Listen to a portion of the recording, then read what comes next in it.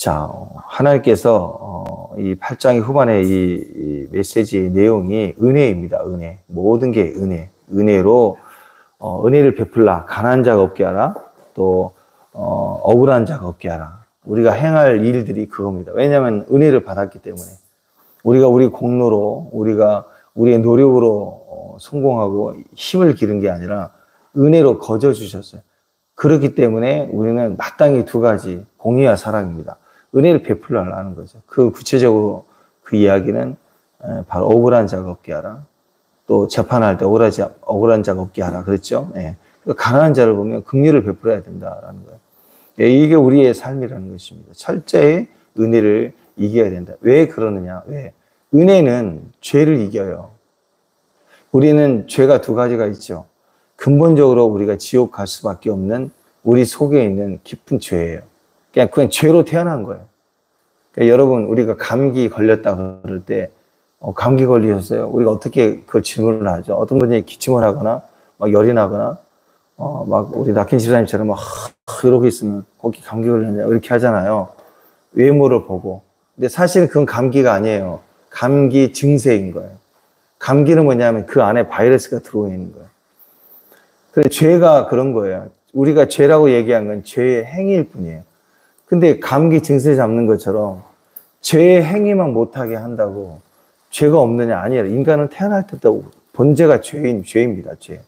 이걸 없앨 수가 없는 거예요.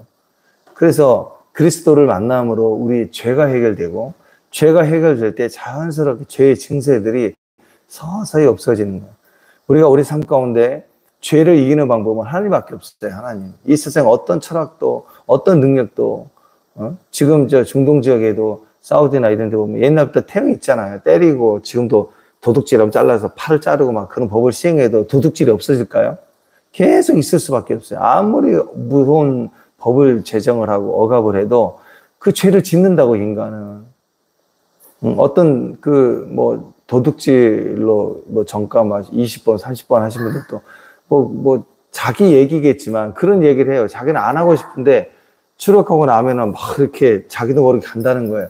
에이, 그런 거거든요. 아니, 그런 게 그렇게 어쩔 수 없는, 정할 수 없는 힘이 있다라는 죄의 힘, 마약의 힘, 뭐 그런 게 있잖아요.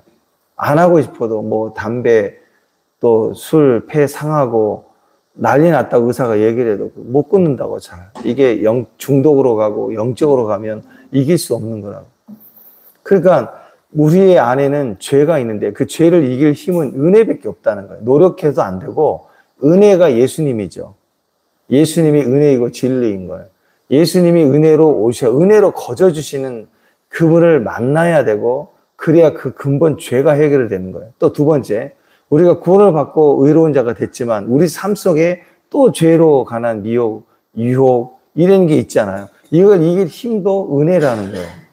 그러니까 구원의 은혜, 죄를 이기는 구원의 방법도 은혜일 뿐만 아니라 삶 속의 행위나 상황, 열악한 우리의 무기력 속에 미혹받을 수밖에, 넘어질 수밖에 없는 죄와의 싸움에서도 이길 수 있는 방법은 결심이야. 노력, 정의, 실현 이런 게 아니라 절대적으로 은혜가 필요하다. 우리는 계속해서 은혜로 살아야 돼. 그래서 은혜를 내가 경험하고 거듭났으니까 그러면 은혜를 베풀며 가야 나도 은혜 아래 속하게 됩니다. 그래서 우리 주변에 이웃을 두는 거예요.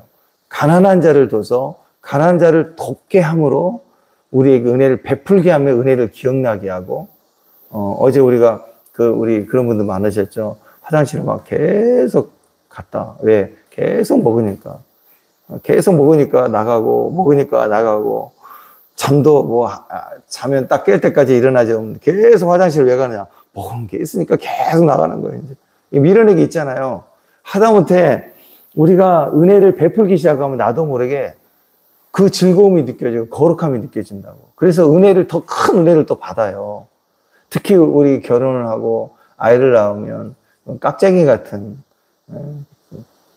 자기 주장에 강하고 자기밖에 모르고 그래서 저 딸이 결혼하면 어떻게 심히 걱정이 되는 것 같아도 아이를 낳으면 그 아이에게 온전히 희생하는 거 보세요. 그러면서 더 큰 사랑을 또 경험하고 더 높은 차원으로 올라가죠. 그래서 우리는 끊임없이 억울한 자가 없게 하라, 가난한 자가 없게 하라, 공의와 사랑, 십계명을 계속 실천하는 것이 율법이 아니라 사실은 은혜로 우리 끊임없이 일어난 죄를 끊어내고 이겨내는 방법이라고. 14절, 15절 한번 읽어보십시다. 14절, 15절. 시작. 만군의 여호와가 이같이 말하나 너희 조상들이 나를 경노하게 이제 내가 돌이켜 예루살렘과 유다 족속 은혜를 베풀기로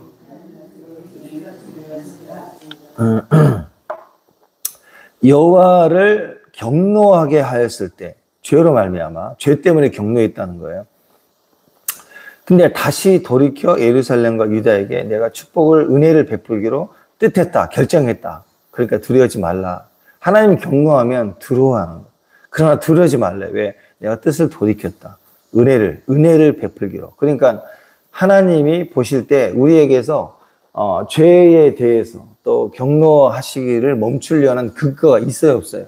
하나도 없어요, 하나도. 우리에게는 근거가 하나도 없는 존재예요. 그러나 은혜에 두고 은혜를 베풀기로 뜻을 정하였다. 예수님을 보내시기로 결정했다.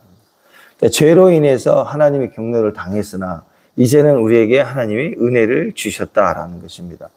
신약에서도 은혜는 예수님이에요. 신약의 은혜는 예수님이에요. 우리는 예수님 위에 구원을 받았기 때문에 은혜 위에 은혜인 거예요. 내 선이나 의로움을 따라 은혜를 베푼 게 아니라 예수님을 두고 은혜를 베푸는 거예요. 예수님을 두고 억울한 자가 없게 하는 거예요.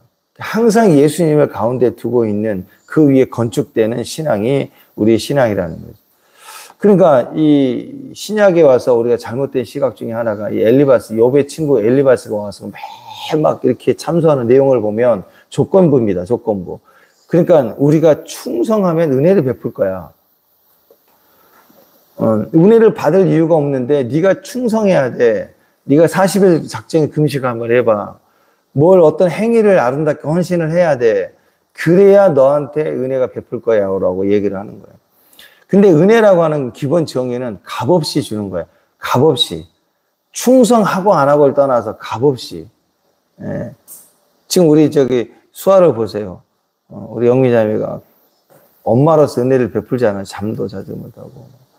근데 그것이 수아가 충성했기 때문에 어제 열심히 충성했기 때문에 그걸 보고 오늘 30%만 은혜를 베풀리라 그런 거냐? 아니죠. 순서가 달랐어요. 은혜는 기본적인 거예요. 은혜로부터 모든 것이 출발이 되는 것입니다. 우리의 기도도 그렇고요. 이렇게 새벽에 나오는 것도 마찬가지. 우리 한국 교회에 특히 새벽 기도라는 축복이 있죠. 그런데 그 새벽 기도에 오해된 이런 개념이 뭐예요? 새벽을 작정해서 드려야 네가 은혜를 받을 거야. 그게 맞는 말인데 틀린 말이에요. 우리가 뭔가를 도전하고 시도할 때 그것에 대해서 주님이 우리에게 공급해 주시고 갚아주시고 기억해 주시는 것이 있긴 있죠. 그러나 그게 공식이 되면 큰일 나요. 이걸 해야지만이 너는 돼.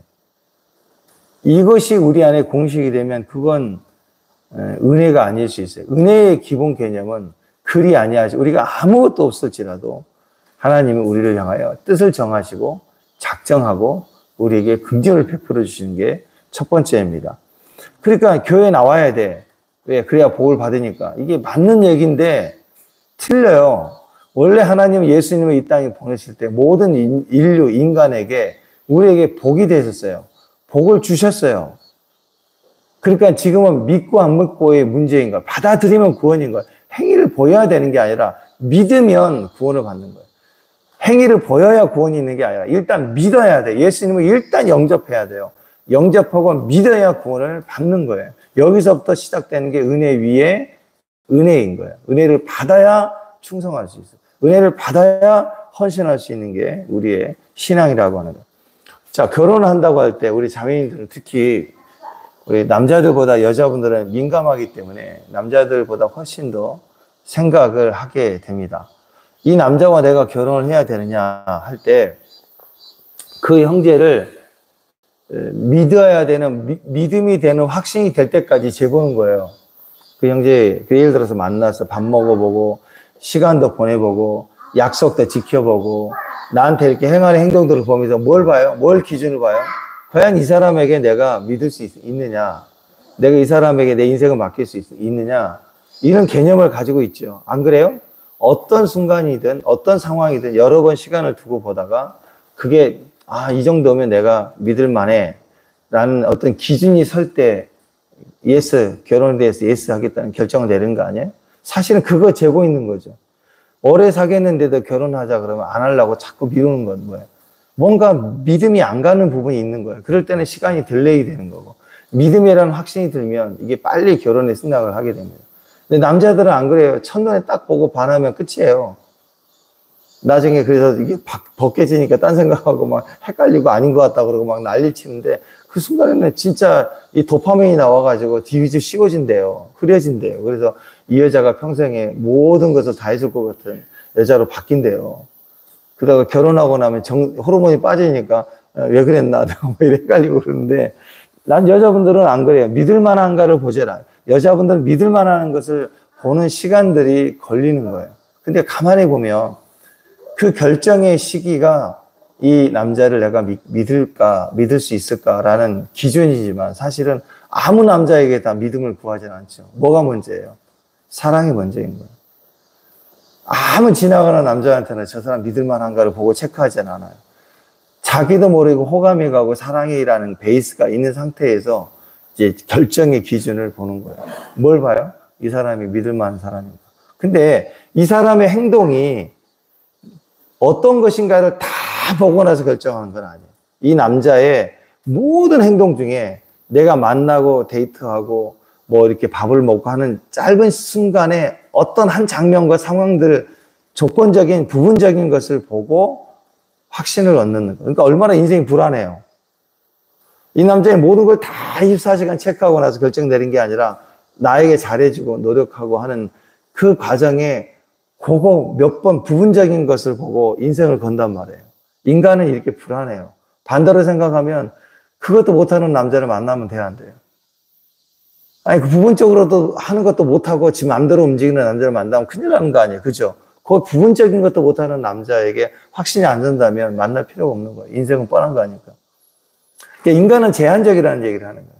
그냥 뭐가 문제냐면 우리 인생을 가를 때 결혼을 뿐만 아니라 직장을 결정하고 어떤 사람과 사업을 동업하고 모든 걸 결정할 때 있어서 신뢰는 굉장히 중요합니다. 그래서 계약서를 쓰잖아요. 근데 그보다 더 시작이 원 포인트가 되는 게 뭐냐면 은혜예요. 은혜. 반드시 하나님이 나와 함께 하신다는 은혜. 주님이 내 인생에 나를 주관하신다는 걸 믿어야 되는, 하나님의 전폭적인 사랑을 가져야 돼요. 어떤 상황에서도 하나님이 나를 구원하시고 나와 지켜준다는 믿음이 분명히 있는 상태에서 그 베이스로 두고 결혼의 진행, 사업의 진행, 모든 결정의 진행해 가야 되는 게 맞는 거예요. 진짜 사랑을 하려면요, 뭔가 이렇게 믿음직할 때 사랑이 시작되는 것처럼 보이지만 사실은 은혜가 있어야 됩니다. 내 안에 충만한 은혜의 맛이 있고 내 안에 은혜를 맛볼 수 있는 기본적인 어렸을 때 부모로부터 받은 공통된 공감된 이 안정된 사랑과 은혜의 경험이 충분히 있어요. 이 경험에 익숙할 때 우리는 전체를 맡기고 사람을 평가할 때 내 내면에 있는 그 은혜가 나를 이끌려 가고 있는 과정을 쉽게 맛볼 수가 있는 거예요. 두려움이 없는 거예요. 근데 내 안에 역기능이 있고 부족함이 있고 불안함이 있는 상태에서 자랐을 때는 이거 하나하나 따지는 게 너무너무 힘들어지는 거예요. 사람을 평가하고 판단하는 시선이 끊임없이 있을 수밖에 없고 불안할 수밖에 없는 거예요.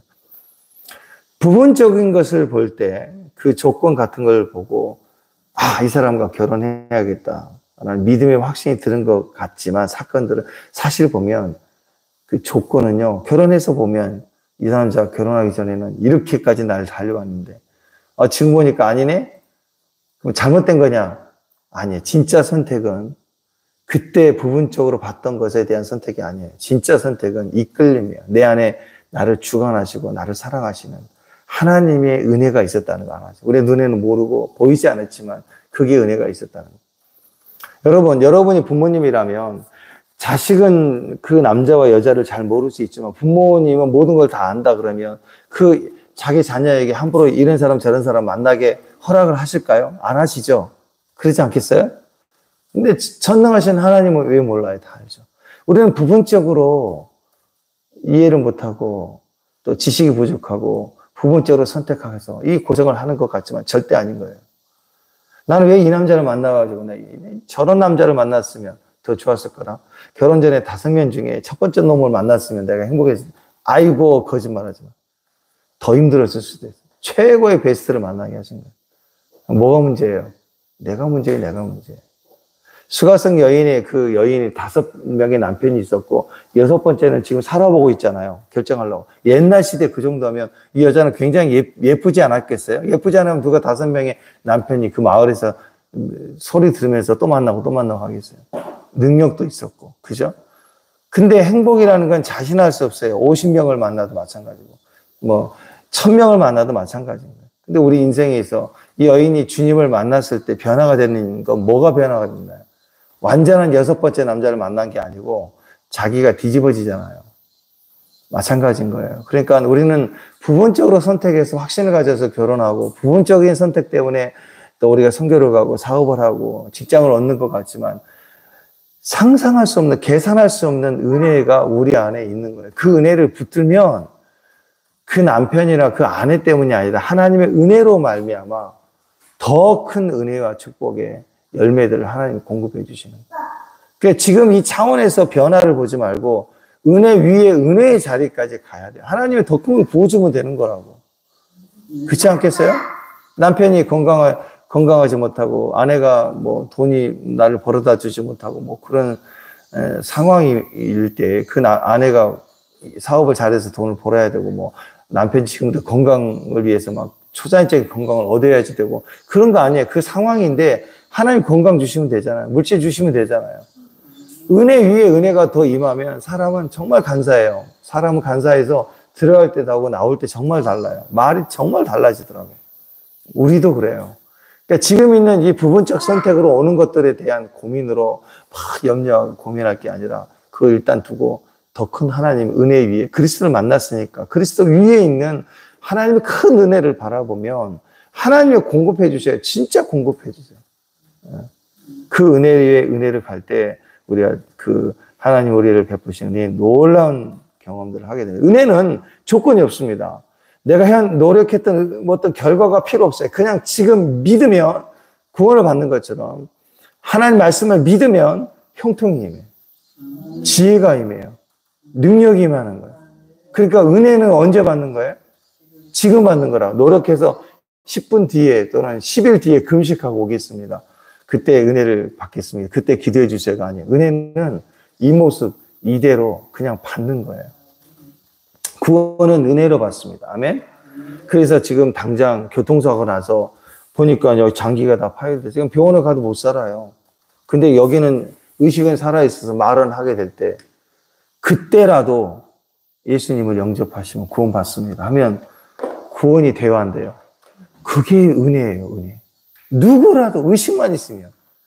지원기 목사님 그 일화에도 나오잖아요. 그 중환자실에 의식이 들어오지 않고 죽어가는 남편을 위해서 아내가 그렇게 기도했는데 목사님이 한 번만 기도해달라고. 의식 며칠째 없고 지금 임종 직전인데 어떻게 살아. 근데 목사님이 그러셨대요. 하나님 저에게 5분만 주세요. 5분만 기회 주세요. 중환자실 가서 5분만 기도해. 이분이 눈을 탁 뜨고 뜬 거예요. 하나님 5분을 준 거예요. 5분 동안 복음을 준 거예요. 예수님 영접하게 하고. 그리고 죽었어요. 이게 놀라운 역사 아니에요. 놀라운 기회 아니에요. 근데 죽어가는 그분에게 당신은 지금부터 선한 일을 많이 하고 착한 일을 많이 해야 구원받습니다. 그러면 그건 저주죠. 죽어가는 사람에게 저주 아니에요? 구원은 은혜로 받는 거예요. 마찬가지예요. 영생의 구원도 은혜로 받는다면 형통도 은혜로 받아요. 받으시면 되는 거예요. 아멘. 오늘 이 말씀을 믿습니다 하고 우리 돌아가면 우리의 가정은, 우리의 사업은, 우리의 형편은 달라질 걸 믿는 거예요. 날마다 아침마다 새롭고 믿는 거예요. 믿으면 되는 거죠. 우리는 윤리, 도덕이 절대 우리의 신앙이 아닙니다. 도덕적으로 보여지는 것이 신앙이야. 믿는 게 신앙이에요. 은혜에 반응하는 게 신앙이라고. 그리고 아이들이 또 주변에 잘못했을 때 너 왜 그렇게 행동을 했니? 그 행동에 관심을 가지고 행동에 책찍하려고 하지 말고 은혜를 받았으니까 이제 하나님 우리에게 더 옳게 하실 거야. 하나님 우리에게 빛이 되실 거야. 라는 믿음을 먼저 선포해 줄 수 있어야 됩니다. 그게 성도의 능력입니다. 16절 보면은 하라가 나오죠. 하라. 이웃과 더불어 진실을 말하며 성문에서 진실하고 화평한 재판을 베풀고 하라. 진실을 말하라. 억울한 자가 없게 하라. 그랬죠. 17절에는 하지 말라. 거짓을 도모하지 말고, 서로 해야지 도모하지 말고, 미워하지 말고, 하지 말라. 하라. 이게 어디서 출발하는 거냐면 은혜라는 베이스 안에 있는 사람이에요. 그냥 세상적인 도덕 설교가 아니라 은혜를 받은 하나님의 백성, 내가 은혜를 베풀기로 결정했다. 은혜 안에 서 있는 사람들은 여기서부터 우리에게 조건이에요. 세상 사람에게 십계명을 요구한 게 아니라고. 야, 그러니까 예전에 어떤 목사님이 그러셨어요. 그 옛날에 고베신가에 일본에 막 지진이 나가지고 막 사람들 많이 막 죽고 그럴 때 어떤 목사님이 칼럼을 썼다고. 우상을 섬기는 나라는 막 이렇게 힘들다 어렵다고 막 이렇게. 그래서 그 결과가 됐다고. 그거 맞아요, 틀려요? 그거 틀린 거예요, 여러분. 원래 세상은 우상을 섬겨요. 우상 때문에 죽으면 우리도 죽고 좀 세상 다 죽어야 돼요. 우상 숭배, 십계명에 있는 말씀은 선악한 악한 일을 도모하지 말라, 거짓말을 하지 말라. 이 모든 것은 물론 사회적, 윤리적 관점에서 그렇게 지키면 모든 사람들이 다 좋겠지만 성경은 약속에 누구에게? 자기 백성에게 주신 약속에 우상 섬기면 끝난다는 말은 세상 사람에게 외치고 다 불교 막 이렇게 절간 다니면서 막 우상 숭배하지 말라 그렇게 외치면 안 돼요. 그 사람들에게 주는 약속이 아니라고. 우리에게 주는 약속이라고. 우리가 지켜야 될 약속이라고. 아멘? 그러니까 길거리 지나가면서 막 무당집 가서 막 부셔버리고 막 남의 집 들어가서 그렇게 종교 행위를 하는 게 아니고, 우리는 종교 싸움을 한 사람들이 아니에요. 그건 다 하나님께 맡기고, 은혜의 기회를 맡기고, 전도를 할 수는 있겠지만, 이 말씀을 지키는 것은 우상 숭배하지만 우상을 지켜서 망한다. 이건 불교인들에게 할 얘기가 아니라 우리한테 할 얘기예요, 우리한테. 내가 우상을 제하고, 하나님의 말씀에 충성하고, 계명을 지키고, 주일성수를 하고, 이건 믿지 않는 사람에게 가서 주일성수 안에서 당신 망한다고. 11조 안에서 망한다고. 그 얘기를 하면 안 되는 거라고. 그렇게 하나님의 말씀을 적용해서 살아야 된다고 혹시 생각한다면, 그러면 이 말씀은 다 자기에게 적용하는 것은 훨씬 더 무겁게 적용하셔야지 돼요. 정말 이방인에 가서 막 그렇게 외쳐야 될 막 십계명 외치고 막 11조 외치고 할 만큼 여러분이 그런 마음을 가졌다면 이 말씀에 100% 율법적으로 자기에게 지킬 만한 신앙이 돼야 되지 않겠어요? 그렇게 1차적으로 믿지 않는 사람들이 한 게 손가락질하지 말고, 고난당한 자에게 필요한 거 음식이고, 지진당해서 죽어가는 그들의 필요한 거 위로고, 도울 수 있는 것은 선하게 도우면 돼요. 인간적으로 도우고, 가난한 자가 없게 하고, 억울한 자가 없게 하고. 그 다음에 우리가 할 일은 이 말씀대로라면 거짓 맹세하지 마라. 이건 우리에게 해야 돼요. 또 좀 좁혀봅시다. 지금 대한민국 뭐 사법권 무너졌다, 검찰 무너졌다, 막 그런 얘기 나오는데, 거기 가서 막 외쳐야 될 일이 아니라 우리 교회에 주고 있는 메시지, 우리 교회, 우리 가정에 공의와 사랑에 대해서 지켜야 되는 것을 우리에게 메시지를 주고 있는 거라고. 거기 가서 막 대법관, 너 옷 벗어라, 막 그러고, 너 다음에 너 탄핵 가라 할 얘기가 아니라, 교회가 적어도 세상은 그렇게 할 수도 있지만, 교회는 그렇게 집단적 움직임을 하는 게 아니라고. 로마 시대 그 많은 기독교 핍박 가운데 그렇게 한 적이 없어요. 성도는 성도의 삶 가운데 피켓 들고 나가서 전쟁하고 싸우고 막 당을 짓고 막 정치하려고 하고 한 적이 없다고. 그리스도의 본심은 당을 지어라, 정당을 세워라는 메시지가 아니라고요. 그러니까 세상은 또는 그런 흐름을 가진 사람들은 그렇게 하더라도, 우리는 오늘 성경 말씀을 드릴 때 1차적으로 우리 자신에게 적용하고, 우리 교회 안에 공의와 사랑이 베풀도록, 우리 주변에 만나지는 억울한 자가 가난한 자를 위해서 내가 베풀 수 있는 걸 하루하루 행하는 거라. 오늘 하루도 은혜를 주셨습니다. 어제 우리가 다쳐서 병원에 갈 수도 있었잖아요. 그죠? 얼마나 위험했어요. 막 나는 군대 이후로 처음으로 유격훈련 하는 거 다 봤어요. 막 엎드려 가야 된다, 뒤로 가야 된다, 무슨 조교들이 많아갖고 막 뒤로 가야 된다, 엉덩이를 빼러 가야 된다. 그랬더니 무슨 뭐 엎드려 경비하시냐 막 그러고 막 아주 그게 정답이 아니죠.